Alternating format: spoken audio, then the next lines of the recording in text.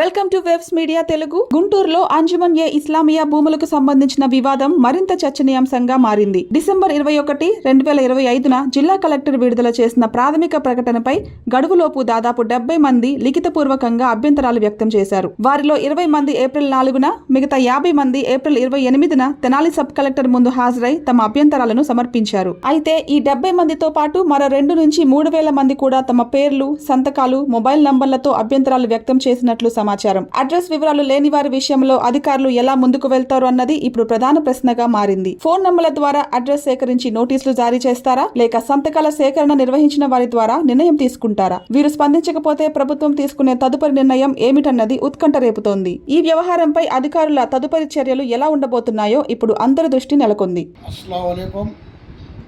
నా పేరు మొహమ్మద్ కలీం, అధ్యక్షులు ముస్లిం యునైటెడ్ ఫ్రంట్ ఆంధ్రప్రదేశ్.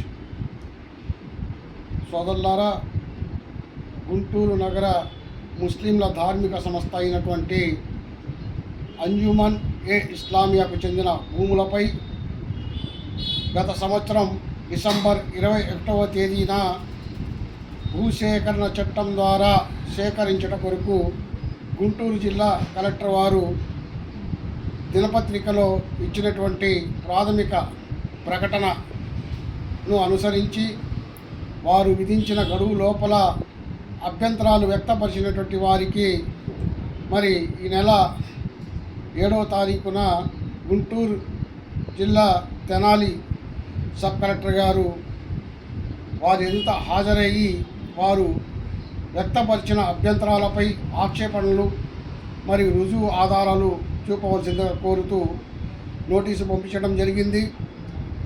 ఈ యొక్క అంశాన్ని అనుసరించి మేము ముస్లిం యునైటెడ్ ఫ్రంట్ తరఫున ఫిబ్రవరి 2, 2026న గుంటూరు జిల్లా జాయింట్ కలెక్టర్ వారి ద్వారా గుంటూరు జిల్లా కలెక్టర్ గారికి మా యొక్క అభ్యంతరాలను తెలియపరచడం జరిగింది. ఆ అభ్యంతరాలపై ఈ నెల 7వ తారీఖున హాజరైన వారిలో దాదాపు 20-25 మందిలో ముస్లిం యునైటెడ్ ఫ్రంట్ తరఫున మేము హాజరవ్వటం, మేము ఏదైతే ఫిబ్రవరి 2వ తారీఖున లిఖితపూర్వకంగా అందజేశామో అభ్యంతరాలు, ఆ అభ్యంతరాలకు సంబంధించి మా యొక్క ఆక్షేపణలు మరియు వాటి రుజువులను కూడా మేము అందించడం జరిగింది. మరి నిన్న అనగా 28/4న మరో 50 మంది దాదాపు తెనాలి సబ్ కలెక్టర్ వారి ఎదుట హాజరై సబ్ డివిజనల్ మెజిస్ట్రేట్ వారికి వారి యొక్క అభ్యంతరాలపై రుజువులు, ఆధారాలు, వారి యొక్క ఆక్షేపణలు తెలిపినట్టు తెలియవస్తుంది. మరి ఇప్పటి వరకు దాదాపు 70 మందికి నోటీసులు ద్వారా తెలియపరిచి వారి ముందు హాజరవ్వమని చెప్పడం జరిగింది. దాదాపు 70 మంది నిన్నటితో హాజరయ్యి వారి యొక్క ప్రక్రియ పూర్తి చేయడం జరిగింది. ఈ 70 మందే కాక మరి దాదాపు 2,000-3,000 మంది తమ పేర్లతో, సంతకాలతో, సెల్ ఫోన్ నెంబర్లతో కూడా వారి యొక్క అభ్యంతరాలు ఇచ్చినట్టు తెలియవస్తోంది. మరి 2,000-3,000 మంది అడ్రస్సులు లేవు అని చెప్పేసి కూడా తెలియపరుస్తూ ఉన్నారు. ఈ అడ్రస్సులు లేని వారికి ఫోన్లు చేసి వారి యొక్క అడ్రస్సులు తెలుసుకొని మరి వారిని కూడా పిలిచి హాజరుపరుస్తారా, లేదా ఎవరి నేతృత్వంలో అయితే ఈ సంతకాల సేకరణ జరిగిందో వారి యొక్క కవరింగ్ లెటర్ మరి ఉంటే ఆ కవరింగ్ లెటర్ ఎవరిదైతే ఉందో వారిని పిలిపించి మాట్లాడి మరి ప్రక్రియ పూర్తి చేస్తారా? అలా కాని పక్షంలో మీరు ఏ నిర్ణయం తీసుకుంటారో అనేది కూడా తెలియపరచవలసి ఉంది.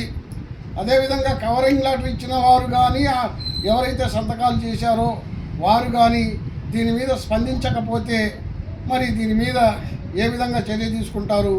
కాబట్టి మేము ప్రభుత్వానికి తెలియపరిచేది ఏమిటంటే, మీరు డిసెంబర్ 21వ తారీఖున ప్రకటన జారీ చేశారు, 60 దినములు గడువు ఇచ్చారు.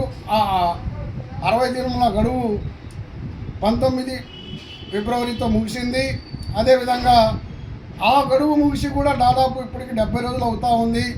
మరి మేము గడువు లోపల అభ్యంతరాలు ఎవరైతే ఇచ్చారో వారిలో ఉన్న మేము కూడా మా ఆక్షేపణలపై రుజువులు ఆధారాలు సమర్పించి కూడా దాదాపు 20 రోజుల పైన అయింది. మేము ప్రభుత్వాన్ని కోరేది ఏమిటంటే మేము అందజేసిన అభ్యంతరాలపై సంతృప్తి చెంది మీరు ఆ యొక్క ప్రక్రియను నిలిపివేస్తారా, లేదా ఆ ప్రక్రియ కొనసాగేటట్టయితే మాకు ఎండార్స్మెంట్ ఎప్పుడు దాకా పంపగలరనేది కూడా మేము తెలియపరుచుకోవాలనుకుని కోరుతా ఉన్నాం.